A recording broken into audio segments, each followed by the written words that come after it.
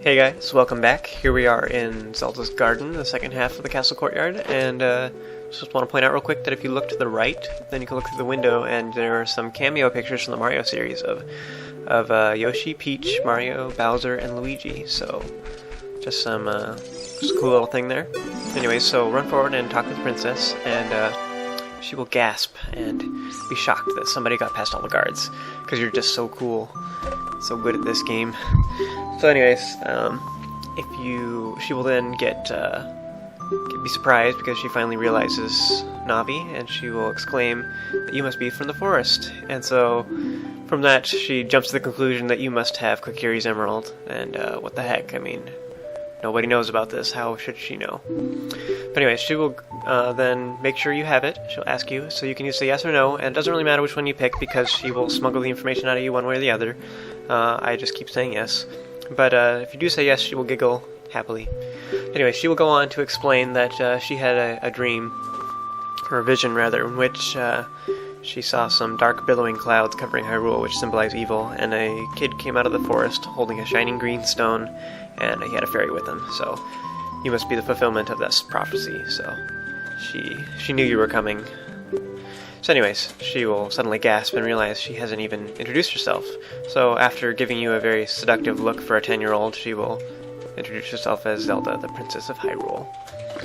So after this, then she will ask you for your name, and it will just display whatever you have chosen for your thing, but the character's name is Link, so that's what I used in here. Sounds familiar, woohoo! So, I guess she's more prophetic than we thought. In any case, so now she jumps right into telling you her family's deepest, darkest secrets. You know, of course. She's just so trusting. Look at that happy face. So just promise to keep the secret, or she'll tell you anyways. This is important. Anyways, so then she'll go on to tell you the rest of the legend. So it turns out, when the three goddesses, they left the land of Hyrule, there was a remnant of their power that was left behind called the Triforce. And that part we already knew, but it was left in the Sacred Realm, which is kind of like a land that was left behind by the goddesses. It's kind of like a rift in between the dimensions, you could say. But in any case, if someone who has a heart that is righteous touches the Triforce, it will lead the world into 100 years of prosperity, which sounds pretty good.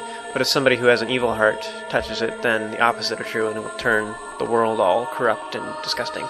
So the sages, who are like kind of the owners of the powers of Hyrule, they created the Temple of Time to protect the Triforce and the entrance to the Sacred Realm.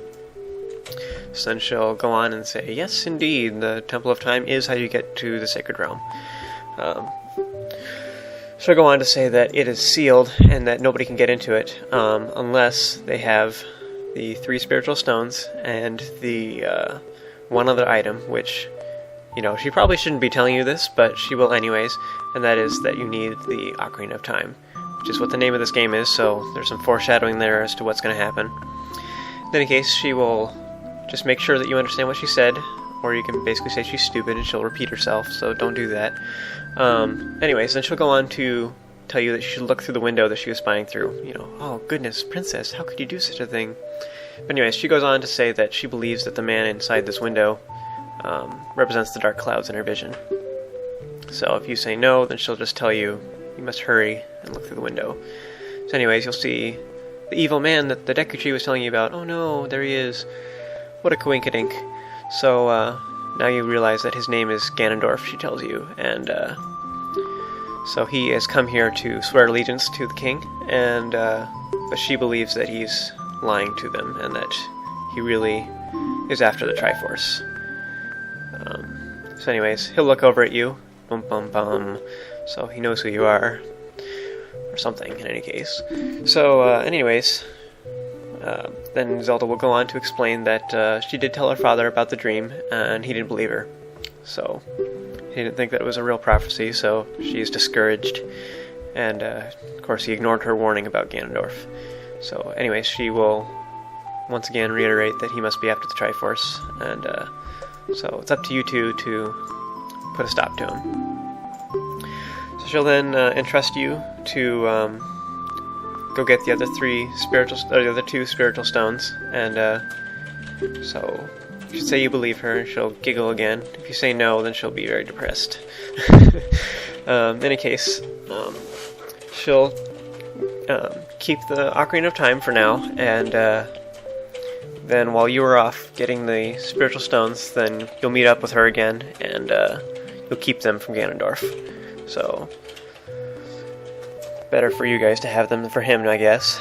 So, in order to help you along your way, she's going to give you an autograph, in a sense, and this will let you get past the guard at the base of Death Mountain, which we will do here in a moment. But otherwise he won't let you pass the gate. So anyways, once you have that item, then you can continue talking to Zelda if you like, but she just tells you to get going. So head towards the exit, and you'll be stopped by Impa, who is Zelda's nursemaid, or rather her bodyguard, who takes care of her. She's kind of like an aunt, sorta. But she's a ninja, in a sense, for this game. But in any case, she will tell you that she believes in Zelda and her visions, and so she's on your side. And she will then teach you your first song, which is Zelda's Lullaby.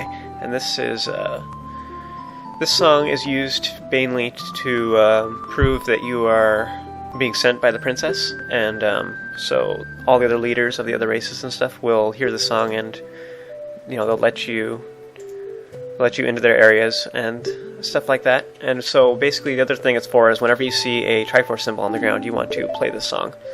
And so you'll be using this repeatedly throughout the entire game. So she'll play the song, and then you want to hit the C buttons right afterwards. So once you do it successfully, then you will learn the song.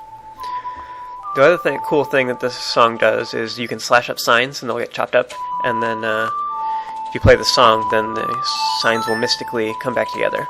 So that's kind of cool. So this melody is kind of catchy, but you'll be playing this song so many times throughout this game, it'll get very annoying very quickly. So congratulations, you just got your first Ocarina song. After this, Impa will take you outside to go bring you along to the next area. So thank you for joining me. This is the end of Chapter 2.